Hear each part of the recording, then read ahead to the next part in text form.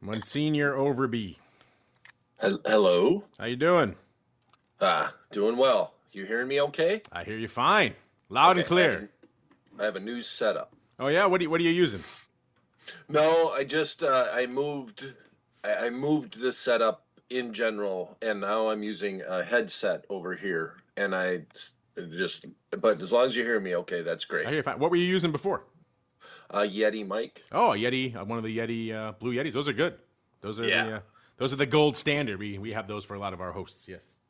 Yeah, but the headset is a lot of times better. I feel sometimes. It can be. The Yeti takes a bit of some mic discipline to work up to. You got to make sure you lean into it right, but not too close. You probably need a pop filter with it to keep the P's from popping all the time. Whereas the headset, it kind of tracks with your head. It's a little bit easier. So it kind of depends. Everyone has their preference, but we like them all. Are you ready to do this thing, sir? Let's do it. Indulge the masses. I got a little bit of a cough, so I'm going to battle with that. Okay. Can't do it then. We're canceling the show. All right. Here we go. The people are ready. Here we go. 3, 2, 1. Bam.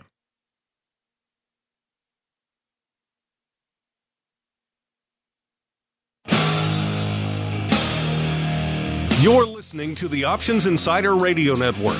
For more quality options programs, visit www.theoptionsinsider.com or search for Options Insider Radio Network in your podcast provider of choice. Listeners can also access all of our programming through our mobile app, available in iTunes and on Google Play. Don't forget to follow along with your favorite programs and submit your own questions for the hosts at twitter.com/options. Facebook.com/TheOptionsInsider or via questions at TheOptionsInsider.com. Welcome to the Options Playbook, the program where we break down cutting-edge option strategies and explain how you can incorporate them into your own portfolio. Whether you're looking to grow your capital with some offensive maneuvers or protect your investments with defensive plays, you can find them all in the Options Playbook. The Options Playbook is brought to you by Ally Invest. Anything mentioned today is for educational purposes and is not a recommendation or advice. Options involve risk. Please refer to ally.com/invest/disclosures to review additional risks involved with trading options. Securities offered through Ally Invest Securities LLC, member FINRA and SIPC. Now, let's open the playbook and get started. All right, everybody.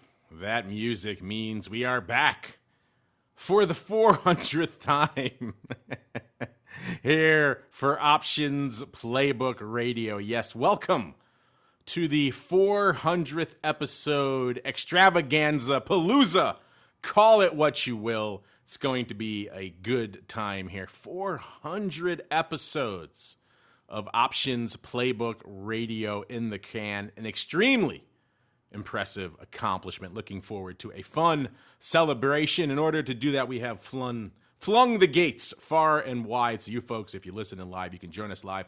Ask questions at the live anytime that your heart desires. You want to fire up questions. People are always saying, hey, can you do more live huddles? Can you do more live huddles? Well, you're getting one today, listeners. A full mega extravaganza worth. My name, of course, Mark Longo from theoptionsinsider.com. Reminding you, of course, you get this nice fun live one here on OPR 400. If you want to go above and beyond, join us live for the rest of our shows throughout the week, including, of course, our great pro Q&A sessions. Had a great one yesterday on Tuesday. And, of course, Options Oddities every Friday. Giveaways and a whole bunch more. TheOptionsInsider.com/secret club is the place to go. And, of course, however you listen live after the fact, it's more important than ever these days to really get out there. And if you like the show on an on-demand platform like an Apple Podcast or a Spotify or a Google, wherever you get the show, if you like what you hear, keep rating and reviewing. We don't remind you of that a lot because this show's been running for a while. It's got a great audience, and we love you all. We don't remind you out there that it's important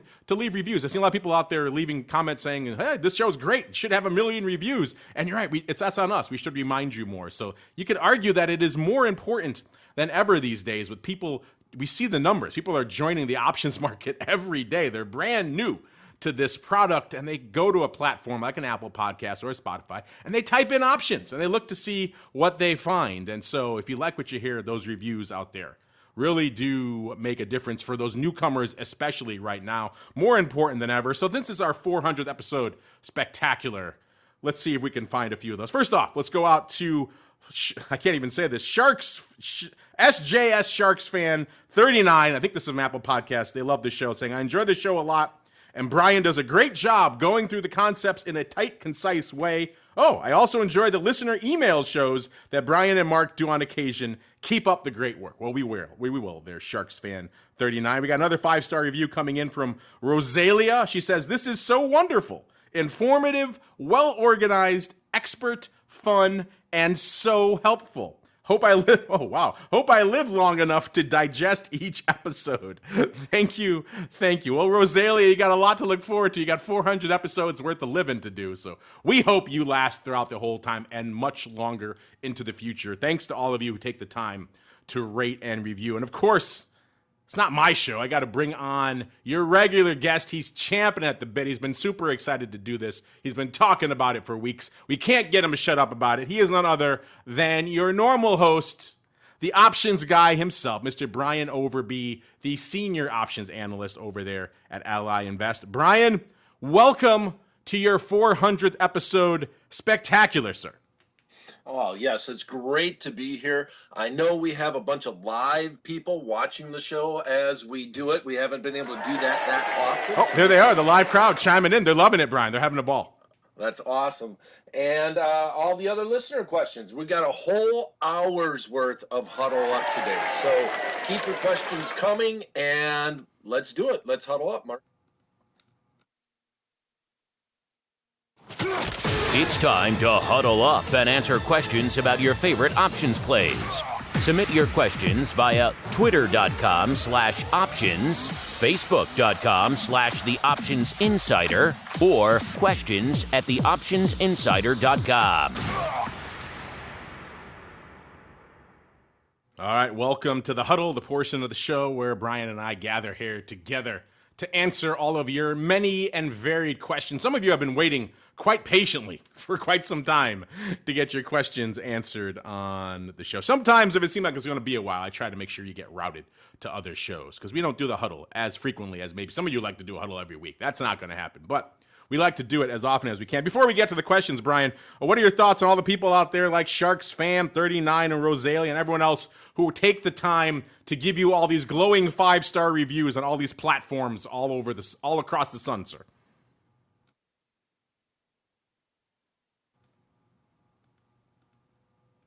Can you hear me, Brian? You there?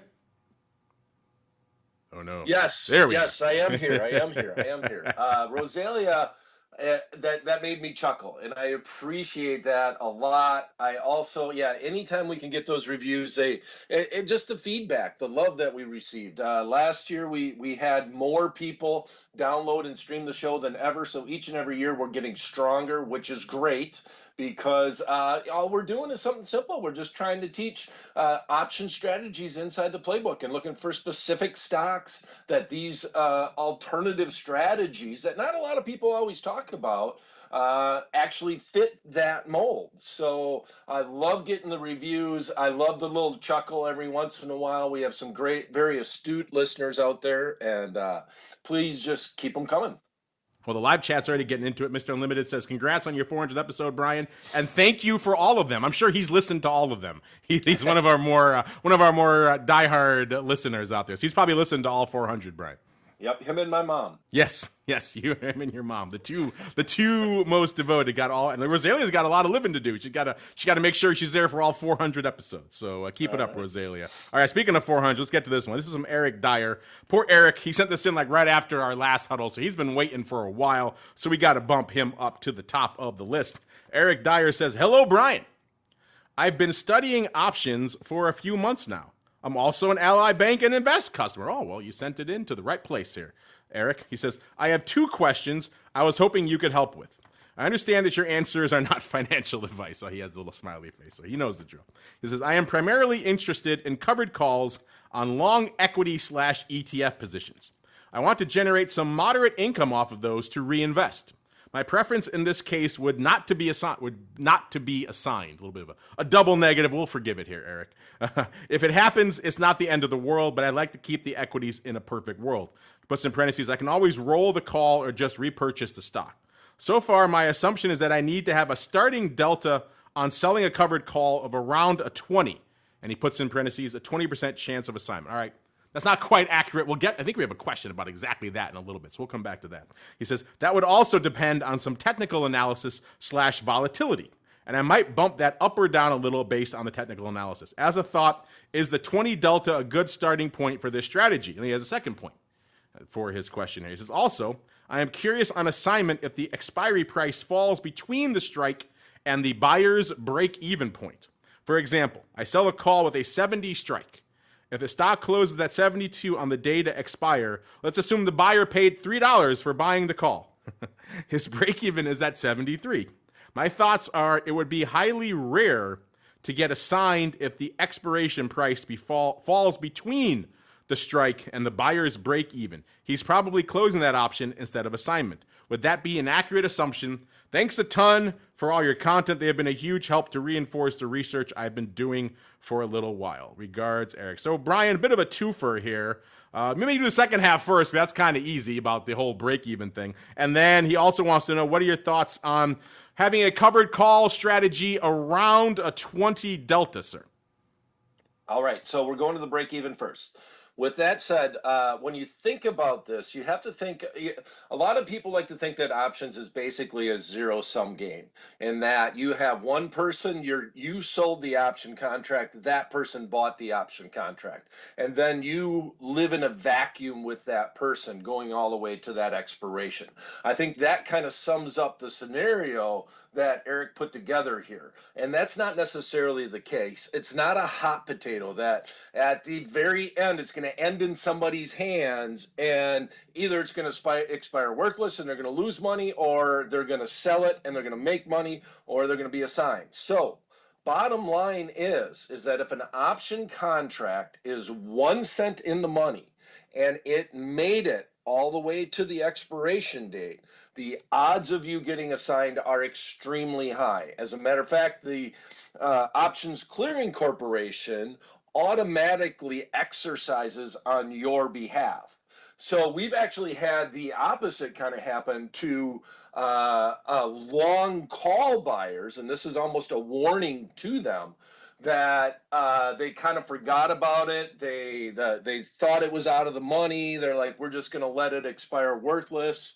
And all of a sudden on Monday morning, they wake up and they have 100 shares of that underlying stock in their account, and the stock is down, because basically it was 1 cent in the money on Friday. They got assigned, and now they're complaining because the stock is actually down and they thought it would expire worthless.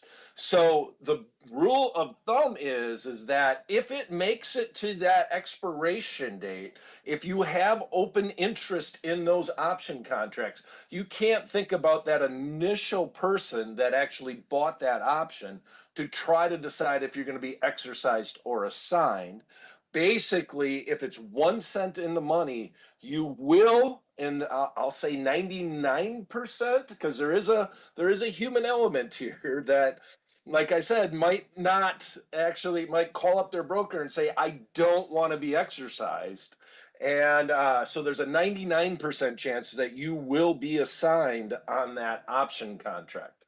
So with that said, I almost turn this question around and make it more of a warning for an option buyer to, if you don't want to be assigned on that contract, either go out and close it, or make sure your broker knows that you don't want to exercise that. It's still your right. And you, as a buyer on a very, very thin in the money option contract, needs to not fall asleep and be aware that you could be assigned automatically by the Options Clearing Corporation. All right. I think that sums that up. Went in a lot of detail there, Mark. No, that was a good one. He's been waiting for a while, so Eric deserves it. And you're right. How nice would that be if it all came down to what the other counterparty wanted to do, and you could just plan accordingly? But no, yeah, Brian's right. The OCC, at the end of the day, if you're a penny in the money, those options are pretty much going to be exercised, automatic exercise, like Brian said. There is a small probability that it won't hit you, but 99.9% of the time they will. So plan all of your strategies once you're in the money. Those options are going to be exercised. Anything else is madness. Great question there, though. What was that? Eric. So we have Eric Dyer. Then we have Tom Dreyer. So maybe distant cousins. Tom wants to know, hey, Brian, congrats on 400. Is Ally planning to list the Nanos when they launch? And what do you think about an option with no multiplier? So a bit of a three-parter here. He's very succinct, though. I like this. So he congratulates you on the 400th episode. He wants to know what you think about options with no multipliers, and then also, are you guys going to list the Nanos? So a three-parter, sir. Okay, but we got to go back to Eric. We need to answer his first question. Oh, he didn't answer the first question? Oh, you just doing... Oh, that was just the second part. You're right. Yeah, I know I got a little long-winded. You're right. I know I got a little long-winded. I know you're excited. Question, 400 episodes. It proves to me that Eric's been listening quite a bit, because a couple of things that we did talk about on Options Playbook Radio is the fact that I think we looked at a couple of FOMO trades, and that's how we build the strategy that he's talking about, where we are long an in-the-money option contract, and we're selling shorter-term option against it, i.e. the fig leaf. Mark, you should have known I'm not going to let this one go. That's one of my favorite strategies in the Options Playbook. And we talked about that on the financial stocks months and months ago, about the XLF, and we also looked, I think, recently on MRO as an energy stock and doing a FOMO trade or a fig leaf, basically in the energy sector in general. So yes, starting by looking at a delta around 0.20, or in some regions they'd say a 20% chance of it finishing 1 cent in the money at that expiration date. Now, I always got to emphasize that that's at that expiration date. But with that said, I like to look around that range, but I'm going to err to giving up premium. So here's what I mean by that. You're not paying as much for the underlying as if you bought 100 shares outright. So if I'm selling this call option, and let's say on 100 shares of stock, I'm trying to pull in $1 or so, I will err to the side of receiving less premium to go up higher in strike. It's going to be a much higher percentage of the option price than the stock price. So I don't mind starting by looking at the 0.20 delta, but I'm probably going to go a little bit deeper out of the money on that. And I'm going to whittle away at some of that time premium, that time value that I paid for that option contract. So my ultimate goal of this strategy is to try to cover the amount of time premium that I paid for the option. Even though it's deep in the money, we're still going to be paying some time premium for it. And once I got to that level, I think I'm just going to let that option contract run. Hopefully I'm correct on my forecast with it, but that's kind of the way I look at that strategy. And another little thing that I'm always looking at, I don't care about where that delta or what it says.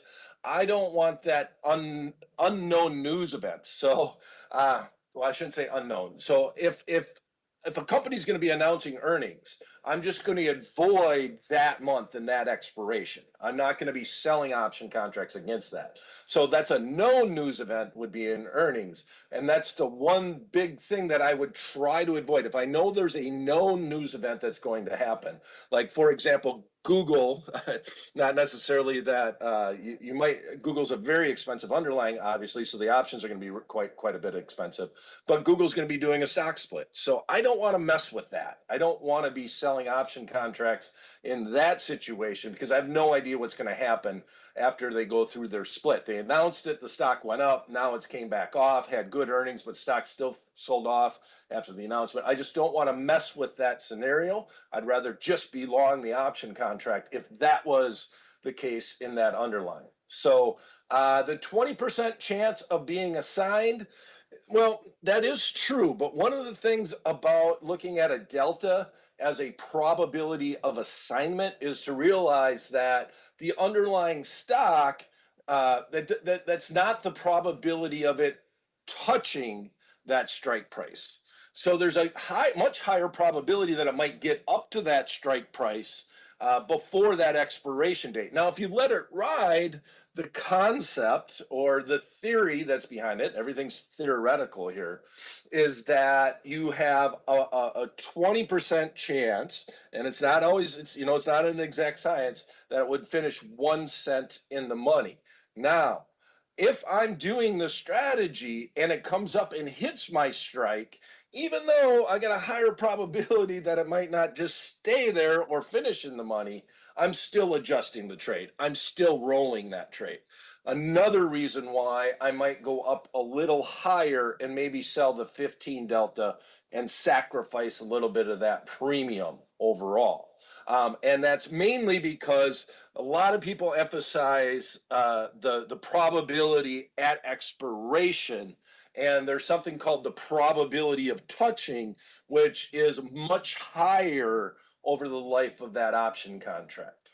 Anything to add there, Mark? Yeah, you did a pretty good job on that. I'm with you. A lot of people might initially bristle when they hear that 20 delta, because that's a pretty small delta. You're not getting a lot of juice for that. In fact, in our chat, we have Age of Delaquaria saying, I can't imagine selling a covered call at a 20 delta. Can't get enough juice to make it worthwhile, even in a no commission world, but to each their own. And I can understand that assumption. You want to get a decent income stream for it at the end of the day. Remember also, at the end of the day, the real engine for your income in a covered call is going to be the appreciation on that stock. In fact, whenever we've had Matt from ORATS on, he's the king of the back testers, right? He's run a bazillion back tests on covered calls, and the one thing he's found time and again that is the overarching dictate for how much that strategy makes is pretty much how far out of the money you write that strike. The more room you give yourself to run on the upside over time, the more that strategy could make. Now,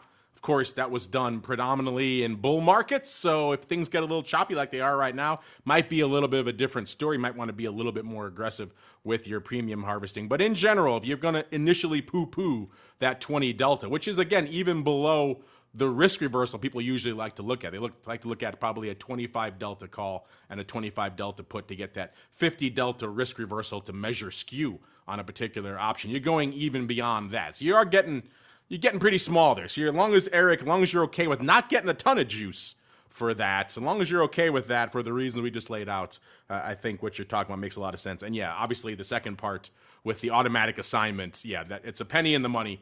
Just assume things are going to be assigned automatically and live to fight another day. All right, Brian. Now let's see how the crowd reacted to that one. Oh, they thought you were pretty funny. They think you're a humorous guy, Brian. I didn't hear a lot of jokes in there, but hey, they thought you were pretty funny. So well done. The crowd's liking it so far, even though some of them take an issue with your 20 delta, Brian. Really quickly, anything you want to add on that? People thinking maybe 20 delta is too little juice just for the squeeze? Well, it's just more so the percentage, right? Because if I'm buying an option contract, let's talk about the XLF. Maybe I paid $2 in premium. If I bring in 30 cents on $2 in premium, then I'm okay with that, right? I'm trying to avoid the assignment. I'm really trying to that's not a bad whittle away at that time premium that I paid for it. So it's all about, to me on the fig leaf, the percentage of the time premium that I'm bringing in, that I'm whittling away. And lastly, I think they were laughing at you because you moved on to the next question. They could be. They could be laughing at me. I have been known to be hilarious at times out there. All right, let's keep on rolling here. Let's see. Now we get to you, Tom. Eric's distant cousin, Tom Dreyer here. Tom says, hey, Brian, congrats on 400. Let's go back. We just said these before. Is Ally planning to list the Nanos when they launch? And what do you think about an option with no multiplier? So a lot to unpack. Maybe we'll start with the last part. If you want to talk about the thank you and the congrats, have at it. But I am kind of curious your thoughts on these forthcoming Nanos, sir. What do you think about an option with no more leverage, sir? I honestly don't. I haven't thought enough about it as to how the quotes, how everything's going to be disseminated overall on the product. So I, I like the concept, but one of the things I don't like overall, and I didn't like, I know that a lot of the analysts on your show were okay with the minis. I did not like the minis at all. I did not think the product would succeed. I was not a proponent of it. With that said, I don't like to take the liquidity out of the marketplace. I don't want these other kind of oddball products hurting some of the liquidity, because on the big underlyings that we like to trade in the options world, you really have, I'm going to say there's really about 50 tradable, really tradable option underlyings that are out there that are available. That you can go a little deeper in that, but there are that's about the number that has true liquidity in them. And I really don't want to see that liquidity get dipped into. So I'm okay with the concept, but I'm not a big proponent behind it. And as far as knowing if we're going to list them, it's going to have to do a lot with the way the quotes are sent to us and what the exchanges are doing. In the minis, our hand was forced because the data was coming, because they tied it to the underlying symbol. Every brokerage firm had to do the minis overall, whereas when the binaries came out, which was a product that I thought was more interesting just in general. Yeah, you were big on the binaries early on. I remember that. Right, and with the binaries, a lot of the brokerage firms didn't build the GUI behind it because they wanted to see if it would succeed. So what comes first, the chicken or the egg?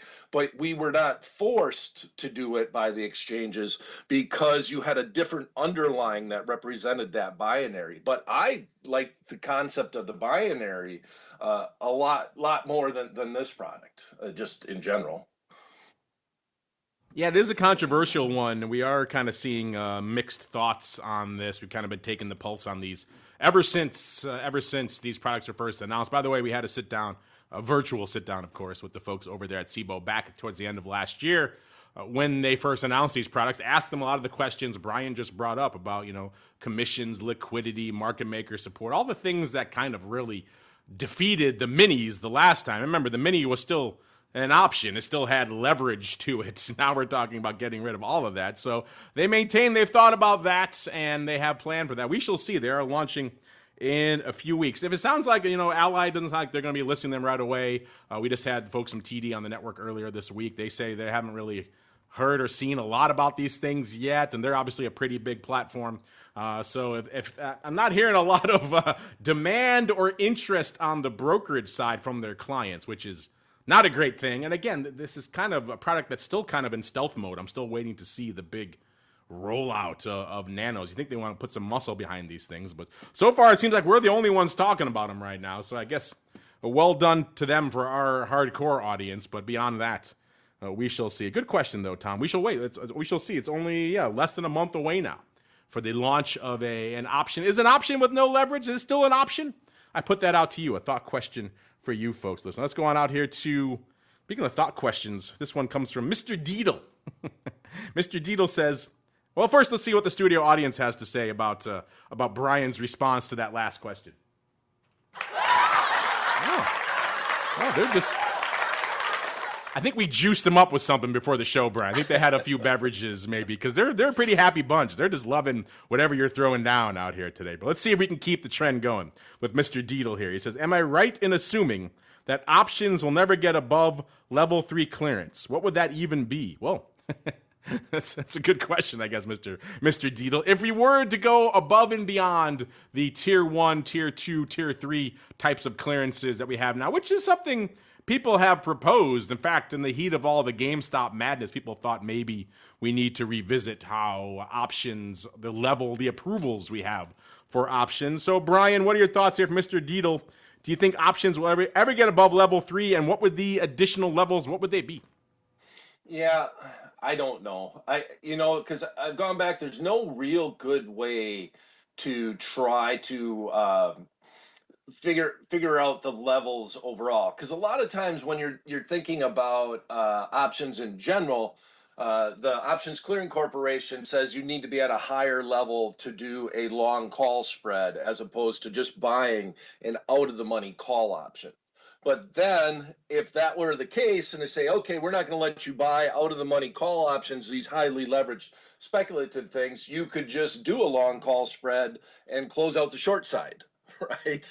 So it's just so hard to try to figure out exactly how to manage that risk, because it's kind of like that dinosaur movie. They're going to find a way to populate, no matter how you set up the rules and try to adjust them.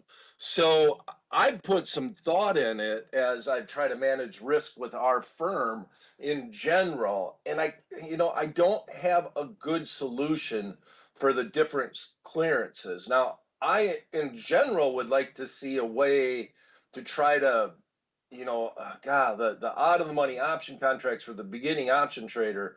It's such a catch-22, because the one person that comes in and they buy it on a meme stock, they might not have made $1 million if you didn't allow them to do it. And then you got the reverse scenario where 95% of them lose money on it overall.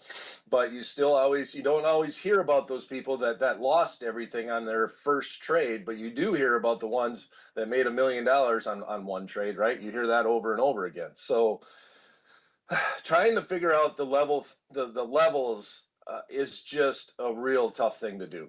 I don't have a good solution for it, and it's just really hard to get past the regulators and change everything that's about it. I don't know what else to say, Mark. Yeah, it's a difficult. I put thought into it. I really have, but I don't really have a good answer. It's a difficult process. You're right, because there are so many things. I was kind of with you. I think we talked about this last year in the height of the meme frenzy on the show, that it seemed like there was more of a groundswell of support for doing something. Maybe the old 1, 2, and 3 was kind of antiquated. Maybe we need to revisit how these things are set up. Some people thought about maybe some sort of basic options quiz when you open an account to see what your kind of level is, or maybe gating you to certain trades at the beginning, and over time you can kind of do more, or other types of approaches have been floated out there. And it's a challenge. And also at the same front, expecting all of these brokerage firms and everyone else to kind of gate all these customers. At the end of the day, they have a fiduciary responsibility to make sure people don't take on too much risk, but they're also a business. They don't want to say no to all these customers coming in. So it's a big challenge to put on the brokers as well, to say you have to, all these people are flooding to your platform and you have to gate them all and bounce them all and tell them all no. That's a challenge to expect from a lot of firms out there. So there's a lot of different things, but I would be kind of open to maybe revisiting this concept, because it is kind of silly. And right now, if you've ever opened an options account in the past year or so, you realize it really is almost a bit of an IQ test. If you can't get level 3, you're just not trying hard enough at most brokerage firms. Listen, it's really just a couple of clicks on a couple of pages, and that's it. And so I've had some friends, I've helped them do this, who are kind of newer to options over the past couple of years. And it's fun for me to do that, because I get the chance to kind of refresh myself and see what it's like for the kind of very entry level of the options market when they're setting up their accounts. And it was kind of eye-opening to me just how easy it is for a lot of firms out there. They don't really put a lot of hurdles in front of you. So it's an interesting thing. Maybe we could revisit that going forward to maybe make it a little bit more difficult for people to get themselves in trouble. But yeah, it's a challenge. I would love to hear, Mr. Dietl, you asked a question. I would love to hear what your proposals are. If you guys in the chat, if you have a way you think this should be done, if you're listening after the fact, you have a suggestion for how you think options approval should be handled, you think the current way is pretty much okay, we'd love to hear from you folks. Hit us up. Let us know. Let's see what the studio audience had to say to that one, Brian. Ooh, they weren't fans of that one, Brian. Oh, I think maybe they ran out of the bet. We got to set another waitress around, another round of beverages. I think they're running out here, Brian. They're getting a little surly. So let's keep rolling into the next question. Let's see if we can keep them hopped up here. This is from Meats. I recognize that handle. One of our secret club members, Meats with a Z. He says, when is the last time that the options guy bought a straddle in his own trading account? And did you see the Bloomberg article telling everyone to buy straddle? So a bit of a twofer. I believe we talked about that Bloomberg article on your appearance on Volatility Views, Brian, did we not? Yeah, we did. And that's funny, because the straddle that we just recently talked about paid on both ends. Yeah, it's another year where buying straddles pays off, at least in the beginning of the year. So we're in some turbulent periods. But he wants to know, Brian, in your own personal account, you're slinging stuff left and right, hither and yon. When's the last time you actually bought yourself a straddle? Well, one of the things, and we've always said this, I can't talk about my own trades. That's why we also bill everything as, that whenever we talk about these, they're not meant to be recommendations because we really don't know the customer. And that's one of the biggest things about being a brokerage firm is you need to know your customer to try to talk about trades and talk about your own trades. I can tell you that I have done straddles, and I do it infrequently, about as infrequently as I talk about them on Options Playbook Radio overall. But the most recent, I'm thinking of paper trades. I remember, Mark, we did kind of a schizophrenic straddle. We had a fun name for it on the airlines, where we bought a long put in one airline and bought a long call in a different airline. I don't know if that one actually worked out when it was all said and done, but the straddles that we've talked about aren't. We never wanted. In my mind, I'm not doing a straddle around a known event. And that's what the Bloomberg article was talking about, was doing long straddles around earnings. I want to do a long straddle in an underlying stock that has either a really good chart, and that's what MU had when we were looking at that long straddle, or there's potential for news to hit the stock over and over again. So I go back and I think of Boeing, even before the pandemic happened. Will the planes fly? Will they ever fly again? Are they going to be grounded? Is Europe going to allow them to fly and the U.S. not, and vice versa and all that? There was news that was hitting that stock all the time, and the volatility just wasn't really representing it. So if I'm doing a long straddle, it's got to be a weird event that it's happening on.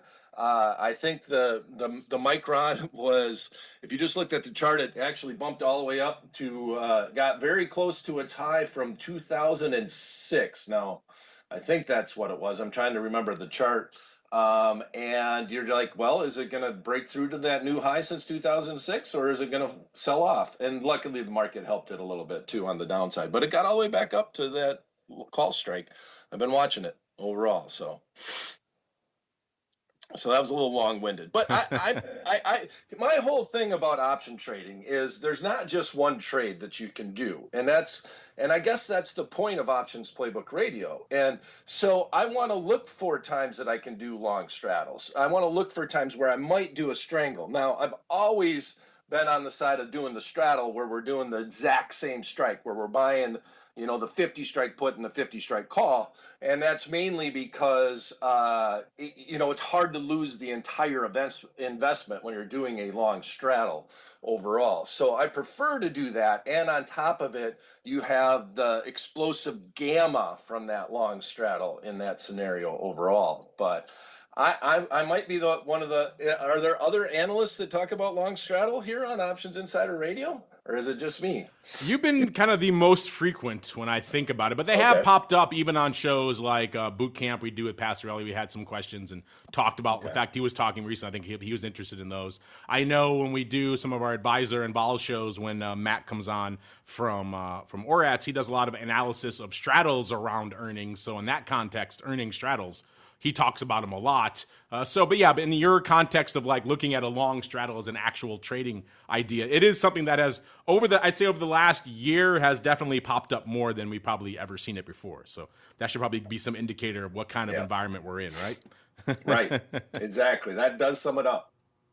Ooh. Oh wow! Crowd. What's up with the crowd? Man, they're a judgy bunch today. Okay, we got to send another round of drinks, maybe some shots, because these people are starting to sober up, and it's no good for any of us, Brian. All right, let's keep on rolling here. By the way, I'm sound distracted is because before the show, our producers sent out a GIF of Baby Yoda dancing to celebrate your 400th episode spectacular, and it just popped up on my screen again, Brian, and it's just making me laugh. So who doesn't want to see a dancing Baby Yoda on their screen all day? All right, let's keep on rolling here. Let's go out to Elysius. Hope I'm pronouncing that correct. Well, this goes exactly what we were just talking about, Brian.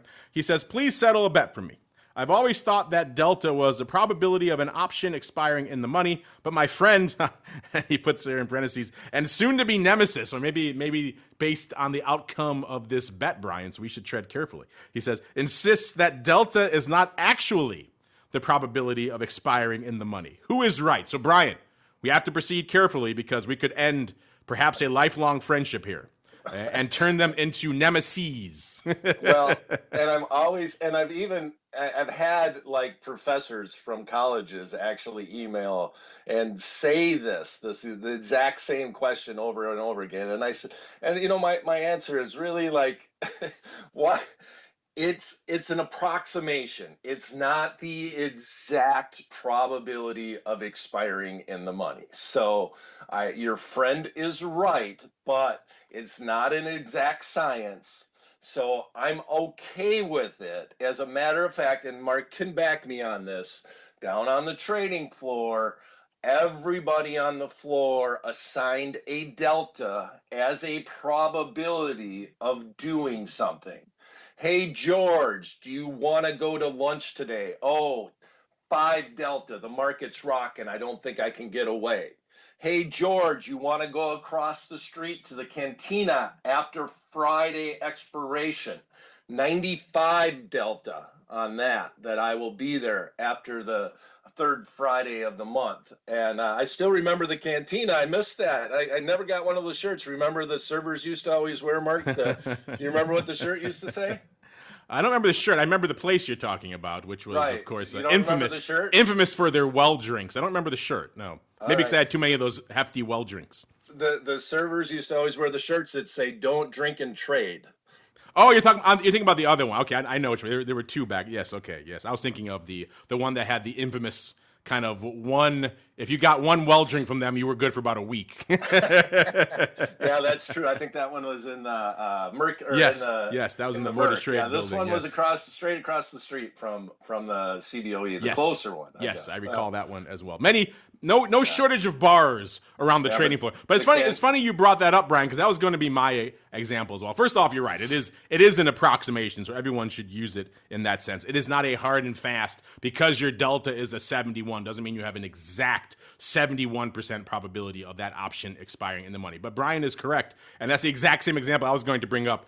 Traders used to use it as shorthand for probability all the time. In fact, if you run into someone, I still run into people who are, former floor traders, and you can always tell because they still will work it into a conversation. You want to go out to dinner? Oh, I'm a 70 delta. It's just the thing they say. It was the shorthand for probability used far and wide throughout the entire trading universe out there. So from that perspective, it functioned as that a little bit. But it unfortunately, who was this? Elysius. Unfortunately, your friend may be about to become your nemesis because unfortunately, technically, by the letter of the law, your friend is correct. But if you were talking about more of like a kind of approximation of what your probability probably might be, then you could easily be correct out there. Mr. Brian, you have more to add on the subject of delta, sir? Yeah, the one thing that made me really sad is now delta is better known as a variant of the coronavirus. So it kind of ruined being able to say, 20 delta. People are like, what? Now they're like getting mad at you for saying delta overall. So don't get me started on Omicron. You can't say Omicron. How many times do you say Omicron in a day? And now you can't even say it anymore. So they've stolen everything good from us, sir, in this pandemic. That's a sad thing about the pandemic. Let's see what our audience has to say about the pandemic reaction. All right. Oh, they're still going. They're really excited, Brian. They like that one. Wow. So I guess they got the beverages we sent around. They're feeling good. So they're an excited bunch. Let's see if we can keep that energy level high, Brian. All right. Here we go. All right, let's go to Tim. Tim has an interesting one, very specific question. He says, I sold 3 contracts of an iron condor on Roblox, set to expire in about 3 weeks with a $3 wide spread. And I was able to collect $189 per contract while only risking $111. Why would the market makers accept this trade when I'm collecting more premium than I'm risking. Thanks. Well, it's an interesting. This is an interesting misperception, perhaps, of how iron condors work, Brian. But what are your thoughts here? Roblox has kind of was a hot one for a while. It kind of fell off our radar again. Maybe Tim's getting back into those waters. What are your thoughts on the iron condor and the notion that he could sell? It sounds like a $3 wide spread for somewhere around 189, and he's surprised by that. Yeah, well, I'd like to know how wide it is. Obviously, that when you're looking at that trade, but he says $3. Well, I mean, where the strikes were relative to the stock. Yeah, like how far are we out of the money? It's kind of hard to look at it. But I guarantee that if you entered an iron condor as an iron condor and you did not leg into it, you put it all in as a four-legged trade down to the floor. You did not steal that trade. If you come to the floor with a four-legged trade and you can fill somewhere near the midpoint, then that's a solid trade that you put on. But the odds of you breaking the bank on iron condors relative, just as you come to the floor with four legs, and that gives the market maker, because you're on that trade, you're most likely trading with a market maker, and it gives them the time to look at the market and see what's going on and then react and then make a quote on it. Very rarely, and it all happens electronically now too. I'm old school, so I say floor, but some of these don't even make it to the floor. They get traded with electronically. But with that, I digress. With that said, that had to be the going rate, but I don't know how far he was out of the money for Tim. So maybe you got some more thoughts on that, Mark, but. Yeah, this is interesting. I'm trying to see when this came in. This came in sometime between our last huddle and now, so I don't know exactly when the period was that he was putting this on in Roblox. I'm going to guess maybe towards the beginning of the year or something along those lines. So it could have been a different environment in Roblox. Roblox is one of those meme names. Remember, listeners, an iron condor is going to have the four legs, effectively the out-of-the-money call spread and the out-of-the-money put spread. And those meme names, you saw a lot of those call wings get jacked. So you're selling effectively four legs and doing that. You're saying you got a nice hefty premium for all of that. I'm guessing, again, you don't give us any more specifics, like Brian said, the strikes, the actual expiration, any of that kind of stuff. So we have to kind of intuit a little bit here. But I'm going to guess probably a decent amount of that premium was probably in one of those wings, probably the call wing, given how these meme names trade, and maybe the put wing, you sold it for not a heck of a lot, and it still nets out to a decent amount. There's no written rule, unlike, let's say, a butterfly, where you're never going to be able to buy a butterfly for a credit. It'd be nice, but you're not going to see a lot of brokerage platforms put that type of trade. There's no rule that you can't sell an iron condor for a significant portion of what the actual spread is worth. The dream would be, a heck of a lot more than the spread is worth. You're not going to really get that, but that'd be nice. But the fact you got a decent chunk probably means there was probably one leg that was extremely bid, and you got to take advantage of that and harvest a decent amount of premium. So yeah, I would be happy with that. I wouldn't be exactly questioning. It wasn't like you got $3 for it, so there still is some risk to it. So yeah, this is a trade that could easily make sense given how the skew is lining up and everything else along those lines. O'Brien pointing out that Roblox not having a good day today. So hopefully, Tim, you've taken this off. Give us some feedback on what you actually did. Again, if you ask these kinds of questions, listeners, specifics will always help you. So strikes, amount, I get the premium, that's nice, but what month, what strike, when you actually put this up, how far it has to go, all those things will help us help you at the end of the day. So Brian, it sounds like let's hope he's doing all right, and it sounds like you have some more thoughts on iron condors in meme stocks, sir. Well, in general on meme stocks, because I do remember this, because if you remember, a lot of people were, and I didn't really like to see this, but they came out and they kept saying, oh, all these people are going to lose all their money. This is just a horrible way to invest, but they got it right. I mean, they saw an opportunity. They were able to persevere, and a lot of these people that were pushing up these meme stocks did pretty well with it. And the reason why I want to bring it up is because you brought up skew, and that triggered something, because this is one time where the marketplace has, they know how to price things. And the meme stocks had came up, and with their volatility, they came screaming back down for a little bit. And everybody thought that, oh, okay, this is over with. They're going to go back to where they started, yada, yada, yada. Well, I looked at the option contract. Specifically, I had a reporter call me and ask me questions about it. And I said, well, if you look at the way that they're pricing these out of the money call options, this isn't over. The marketplace had so much skew on the call side, it was just basically screaming that this type of move is going to happen again. And lo and behold, within the next 3 or 4 weeks, that stock was all the way back up to the ties again, or the stocks in general. A lot of the meme stocks, I'm not going to say one specifically overall, but it's amazing how, based off how market makers are pricing these things, based off of what's happening in the marketplace. It's not always that transparent, right? Like Apple, you see volumes, you see things like that. It's really hard to try to get any hint as to where Apple's going to go to next from looking at the volatility skew in it. But in these meme stocks, and it was on both sides, it was on the put side and the call side, it was just screaming that another big move was going to happen, and it was leaning towards the upside. So when you're looking at these prices, you're not going to fool the market makers. It's that. I guess that's the moral to the story.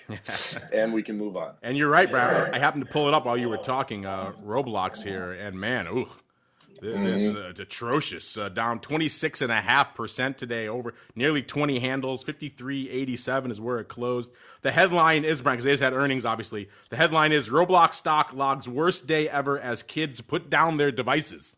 So that's a rough one. So Tim, let us know how that worked out. I'm going to take some solace in the fact that you sent this question in a little while ago, so I'm going to hope that this one has already rolled off the board. But given this move, maybe some of that juice you got in that iron condor, maybe some of that was a little bit merited. Wow. So let us know how that worked out for you, Tim. Let's see what the audience is saying about that one. All right. Yeah. They're liking it, Brian. We got it back. So we'll see if we can hold their attention as we keep on. They're a fickle bunch, this studio crowd here. Let's go to MLB Freak. I wonder what he likes. MLB Freak says, I like this position. I like this question. Why do my options positions P&Ls, let me say that again. Why do my option position P&Ls always get wonky at the end of the day? Brian, he's trading it up all day long. He gets to the end of the day. I'm probably assuming from his question right after the close. Why do his P&Ls get weird then, sir? And it's going to be different at every brokerage firm. There's never a great solution for this with option trading. Do you base it off of the last trade? Do you base it off the bid ask? How do you mark an option position at the end of the trading day? Do you try to calculate a mid price that doesn't even get quoted, which isn't necessarily a real price? So what happens is, usually as the market closes, as soon as it closes, the bid-ask spreads widen. Then the brokerage firm has to decide if you're long an option contract and you were to liquidate your account tomorrow, what price would we give you? Right? Because they're marking things to the market. You would get, if you were in a margin account, how you mark that trade determines if you get a margin call or not overall. So there isn't a great answer to it. When I talk about Options Playbook Radio, just to try to keep things so that you're comparing apples with apples, we always look at the midpoint of the trade. There's never a guarantee that you're going to get a midpoint fill on your 2, 3, 4-legged option trades. But it's so hard to tell exactly where you're going to get the fill. And the brokerage firms, since the beginning, you should be happy, because back in the day when I first started trading options, that was a huge problem, trying to mark that option to a valid price at the end of the day. When the markets open, the markets are tighter. It's just a little bit easier to do overall, but this has been a big problem since the beginning of time, and I don't know what the actual solution is. Because if you give the person the midpoint on their trade and it's a margin account, you're effectively giving them more buying power overnight. So if you understand, it's more so about how you treat a margin account, but you're not going to mark the margin accounts different than the cash accounts, right? You're going to use the same GUI for everything. So yeah, that you hit on it. It's a tough one. That's not going to get solved anytime soon. What I would ideally like to do is I'd like to be able to give them both numbers, right? I would like to take the time to give them the midpoint and say, here's your midpoint market value, and here's your, if you were to sell it on the bid, market value. That would be, I don't know if I've ever seen that done by a brokerage firm. The audience sending their thoughts on. I guess they're having the problems with their own end of day fills. They're running their end of day. But I get it. It is an interesting time. Sometimes myself, I'll find myself forgetting what time it is, right? And I'll be doing something else. I'll have my trading screen open. I'll look at it again. I'll say, wait a minute. How did I lose X amount or make X amount? What's going on? And I was like, oh yeah, I have to look at the screen. Oh yeah, I didn't even know I know instantly it's after the close, right? Because things all of a sudden, as he puts it, got wonky. A good question there, MLB freak. Let's see what the actual audience response was. Oh, okay, Brian. They're here for it. They're liking it. They're very vigorous out there today. Well, we're kind of coming up against it, Brian. But let's see if we can squeeze in some more people here. Let's see if we can go a little bit. Let's go a little bit rapid fire. There we go. Let's get a little bit of musical accompaniment. By the way, our chat, Brian, they're not. They know what we're about. They obviously have some former floor traders in there because they all know that we were talking about series earlier, Brian, with the deliciously deep well drinks. So they all said it had to be series. So yes, we were talking about series. At least I was, with the extremely now infamous ridiculous drinks. Right. But yeah, Brian, you were talking about another place, I do recall. But there were a few lurking around the thing. All right, let's do some rapid fire, Brian. You ready? Mm-hmm. All right, let's go out to Mary first. Mary says, what's the shortest expiry available for plain vanilla options, sir? Plain vanilla. Okay, so I'm not 100% sure on that one, Mark. Is plain, just when we're saying plain vanilla, that means just an option? I mean, I'm assuming they mean like a standard kind of equity, not a crazy flex or, a crazy future binary, something like that, right? Option. Yeah. Binary, you can get 5 minutes, right? So. Right. Well, if you're in the indexes, you can get almost any expiry that you want if you're talking about the SPX option contracts. But in general, right now, if you're talking about an underlying stock like Apple, it's the weekly. It expires on a Friday. They introduce it. Now the weeklies go out a month in time now, but they still call them weeklies, so that gets a little bit confusing because they started as 1 week option contracts. But that is the shortest expiry on a underlying stock. Now, if you're looking at the index options, man, you got ones that expire at the quarter. You have some that expire on Wednesdays, and that's mainly because of VIX option contracts. You got a few that expire on Monday because it's the end of the quarter. I'm going to say 1 week, and I'm not even 100% sure if I'm accurate on that. What do you know the exact answer? I think it is 1 week. Yeah, I mean, for listed stuff, it is stock options. It is 1 week, but you're right. In the equity, in the indices now, they are pretty much, SPX is going daily pretty soon, right, and stuff. So effectively, you can have a daily expiration just about any major product that you're looking at now. So from that perspective, you can come in and have a product that will be expiring tomorrow in most major, certainly in the indices out there. But if you want just a standard, you buy it when it's listed and you go to all the way to expiration, then a week is probably, if you want to get intraday, then you're talking about, like we said, the binaries and some of these other things that have a listed lifespan of less than a day. There still really isn't anything like that in the traditional options market. Obviously, you can come in at the end of the day when an option's about to expire and trade it with like a half an hour left and kind of build your own short duration contract that way. But in terms of when it's listed until expiration, yeah, you're not going to get anything shorter than a day yet. But hey, we're getting options with no leverage soon, so who knows what's going to happen from an intraday perspective. It's all on the table now, listeners. Let's go out this. This is another good rapid fire question. This comes from USA Patriot. They want to know, Brian, what is ADV? They have no idea. Is it average daily volume? Yes, winner, winner, chicken dinner. You win, sir. Yay. There you go. You're getting the hang of this rapid fire stuff. All right. I'm getting there. I got to admit, I was a little nervous about that. I like to throw you curveballs sometimes. Here's I don't know how rapid fire this is, but we'll try to squeeze it in. Tom from Telluride says he's interested in taking a class or understanding or dissecting the math behind the Black Scholes model. Where can he find this, Brian? Well, my first question is lie down until the urge goes away. Because I don't necessarily know why you want to do that. But there is the one book that's out there.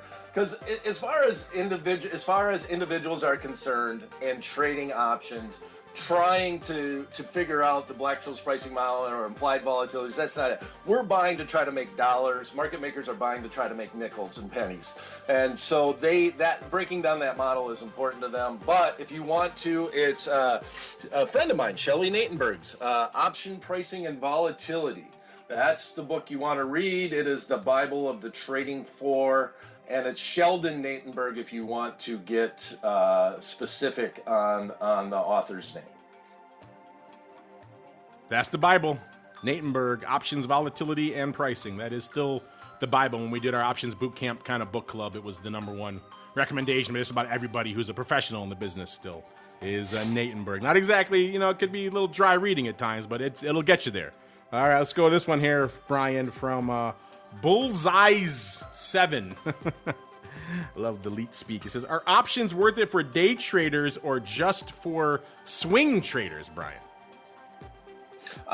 They're for everyone. Options are for everyone. You can use them to increase leverage, but what they're first intended to do was to manage risk. And if you take the idea that options are only for speculation, you'll never understand them. There you go. Well said, sir. There's a bunch of them here. I'm trying to find ones that we could do.